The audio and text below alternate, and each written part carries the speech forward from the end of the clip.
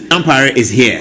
Kufu Dampare has received some praise in some quarters, criticism in other quarters relating to what has happened. It looks like it's a lawless state. The police are not in charge. They cannot do it. Everybody is talking about different things. We know that there are two important police administrative heads who were not in town for the election. The head of operations, the director of police operations, the COP in charge of police operations was on leave. And I think it was thought to be a compassionate leave. He was on leave at the time of the election, the COP in charge of operations. And then the COP in charge of administration was also not in town. Just before the elections, one police officer called me and said, look, there's going to be a problem in Ghana. I said, why? This was on the 4th of December.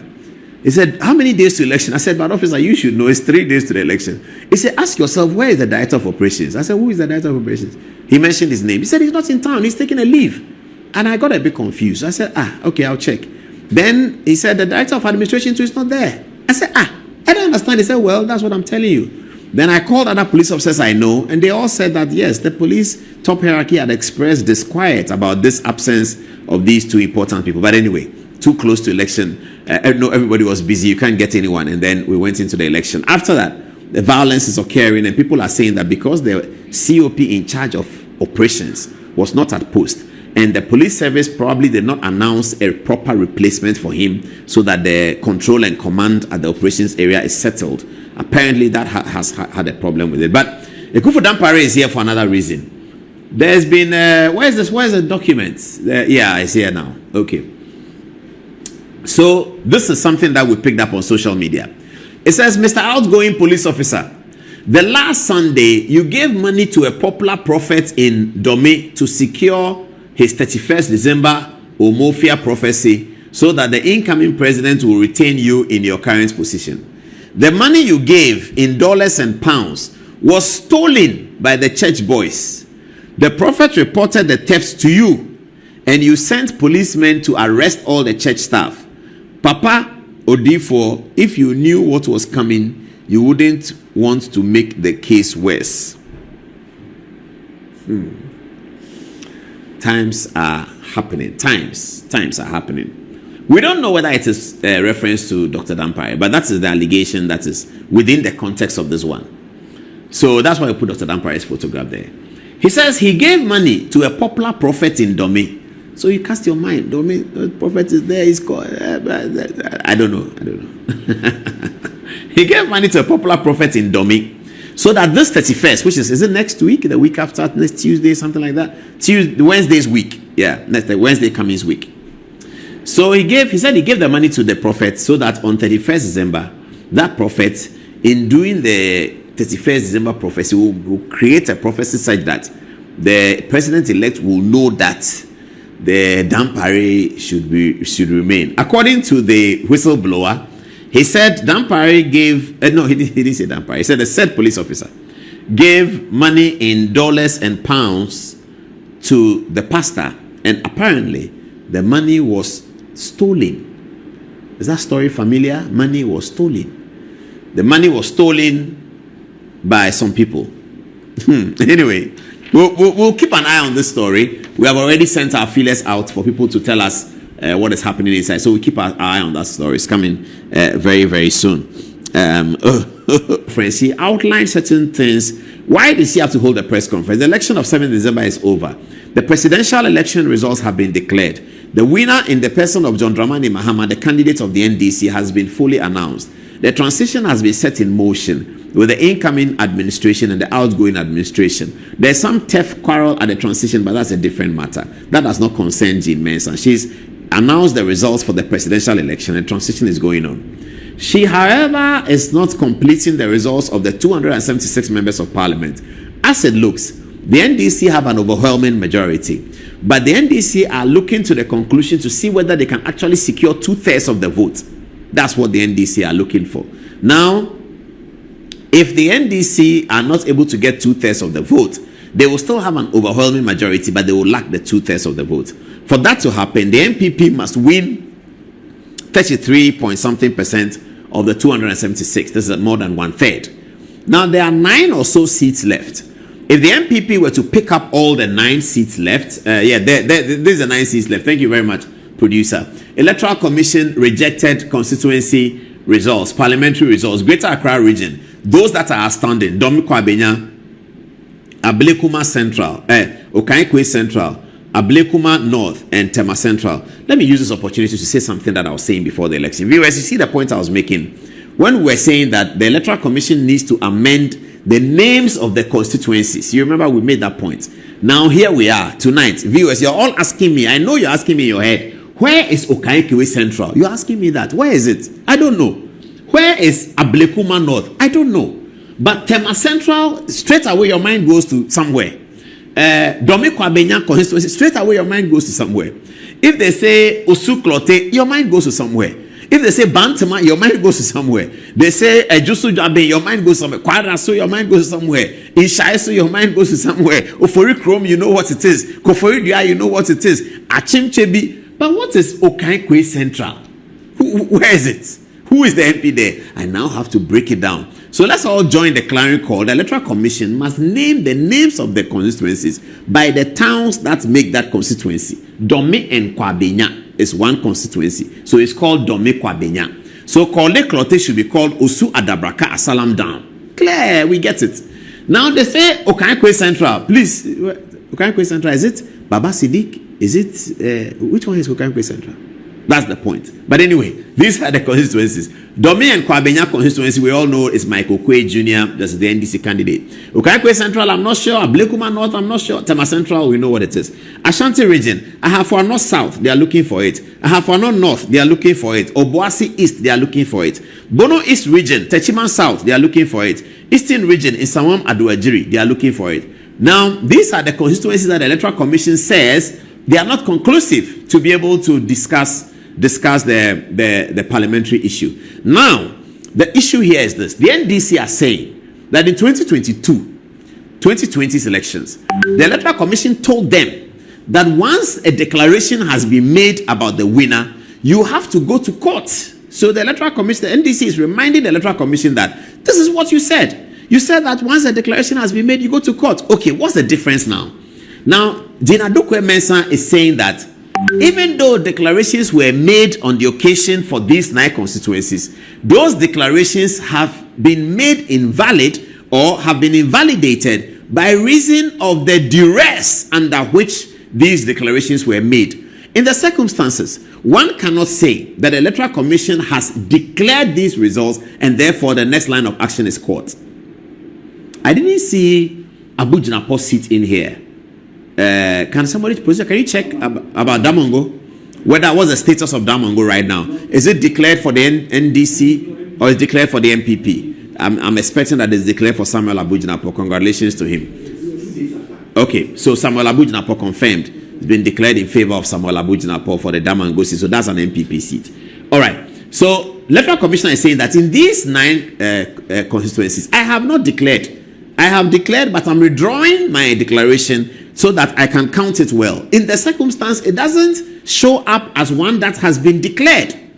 I think that's the contention now. NDC says you have declared, so the next action is court. Electoral Commission says I have declared, but I am withdrawing my declaration. In fact, I have withdrawn my declaration. I want to do a recollation to be sure that the decision of the people, the desires of the people have been correctly counted. The desires of the people as expressed in the ballot box has been correctly accounted for.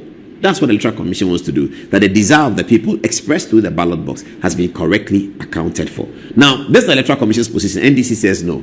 This afternoon, Gina Dukwe Mensah mounted the podium to have a press conference. The chairperson of the Electoral Commission found it necessary to have a press conference on this matter because it's very, very important. These are some of the things she said. And the political parties were notified accordingly. In spite of police presence at our regional offices, the collation process was once again disrupted and taken over by political party leaders and supporters, and results declared for both constituencies without due process being followed. In the case of Okaikwe Central, a winner was declared without collating results from 31 polling stations. In the case of the Ablekuma North constituency, A winner was declared without collating results from 62 polling stations. This is unacceptable. It is important to note that the declarations made by our staff were made under threat, and the Commission considers this as illegal. Those declarations, as well as others that have gone on in other constituencies, will not be upheld by the Commission. Dear citizens, it is for this reason that the Commission met with the Ghana Police Service once again to re-examine the nature of the security arrangements being provided by the police.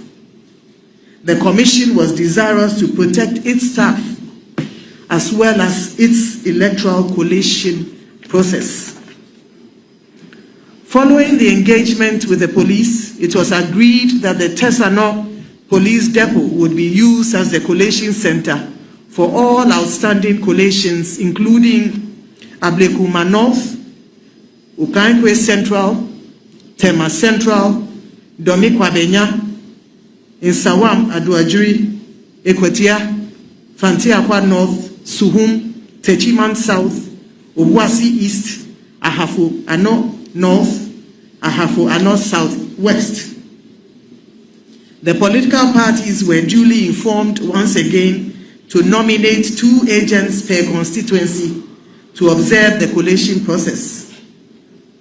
Unfortunately, the collation process for only 3 constituencies were successfully completed, and they are Akwetia, Fantiakwa North, and the Suhum constituencies. The returning officers in all the 3 constituencies I have just mentioned were allowed for the first time to carry out their work without interference. This enabled them to complete the collation and declare the true outcomes of the election. Though the collation for the Nsawam Aduajiri at the police depot was well advanced on Thursday, the 12th of December 2024, the parties agreed to put the collation on hold until the following day, which was Friday, the 13th of December 2024. Unfortunately, the collation did not take place in spite of the presence of our teams at the collation center, that is the Tesano Police Depot. This was because the Ghana Police Service informed the Commission that their intelligence reports showed that party supporters were planning to besiege the police depot. They thus advised that the process be discontinued.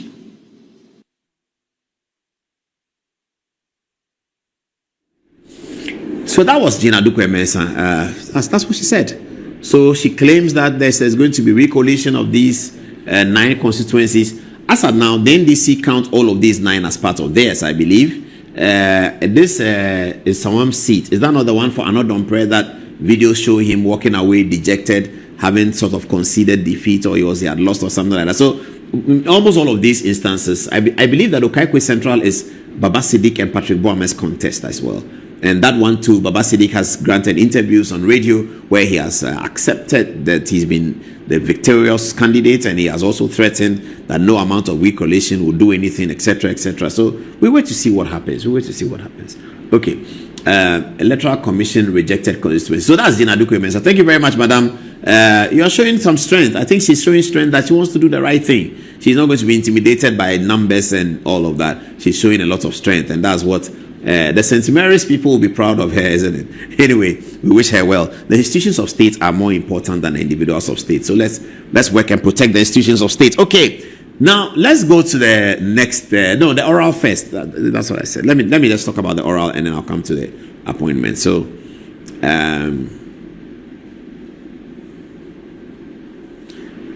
this is the letter appointing the members. So it's a press statement. As a preparatory measure towards the rollout of H.E. John Dramani Mahamad's promise to recover the proceeds of corruption and hold persons responsible for such corruption accountable when he assumes office, a team has been set up to receive and gather information from members of the public and other sources on suspected acts of corruption. Okay. The team comprises the following: Honorable Samuel Okujeto Ablakwa, Chairman; Mr. Daniel Domelevo, former Auditor General; COP retired Nathan Kofi Boache; Mr. Martin Pegbu, private legal practitioner; and Mr. Raymond Archer, investigative journalist. Mr. Raymond Archer is the investigative journalist. Anti-corruption with Operation Recover All Loot as a major plank form a core part of H.E. John Mahama's policy in 2024 campaign, and he intends to hit the ground running on it. Okay, so we'll talk about this a bit later. Now we're going to do an exercise in legitimacy. Those of you, it's signed by Felix Kwachi Ofosu. These are the names, and a lot has been said about the names on the list. I mean, we are not going to corroborate some of those, but we'll share with you. A lot has been said about Okujeto Ablakwa and his relationship with corruption to do a corruption work. Some things have been said about Domelevo and his relationship with corruption. How can he do corruption work? We all know that a lot has been said about Kofi Boache and the so-called that. How can he do that? Martin Pegbu has a court issue. Raymond Archer, they talk about something. We'll get into all that, but we're going to use it as a lesson in legitimacy. Now, legitimacy has several strands in politics and in law. So there's popular legitimacy. That means everybody likes it. There's political legitimacy. That means the political systems have produced it. There's legal legitimacy. It means the legal systems have produced it. And so this legitimacy is generally studied by students. Political, legal, popular, economic legitimacy is all of that. So we're going to subject this process to the test of the concept of political, legal legitimacy when we come back after the next story. Now, okay. Now, there's another story. Let's look at it. Boache Ejaku, who is also a seasoned member of the party and one who has had a lot of regrets in the Akufo-Addo administration. He began the administration beautifully as energy minister. President expressed a lot of confidence in him. Sometime in the process, there was this issue about Ameri. We are not sure what happened, and then he left the government. This is what he says. He says, are demanding that we take our party back. Various suggestions are beginning to emerge on the types of reforms that our party must embark upon. All these are good ideas and are welcome. However, we must properly gather all of them together and arrange them to avoid a haphazard and an incoherent set of knee-jerk reactions. In response to a similar situation, albeit less humiliating, there arose a grand conspiracy in 2009 that seized the party under the guise of pursuing reforms and put it in the hand of one man, creating a Caesar thereby. The current clamor in my mind seeks to undo the effects of Caesar on the fortunes of our party. In so doing, we must proceed with care and diligence in our search for restoration and healing so that we do not end up repeating the mistakes of the past. For a start, we must ponder over the following central points that are engaged in my mind. 1. We may have a clear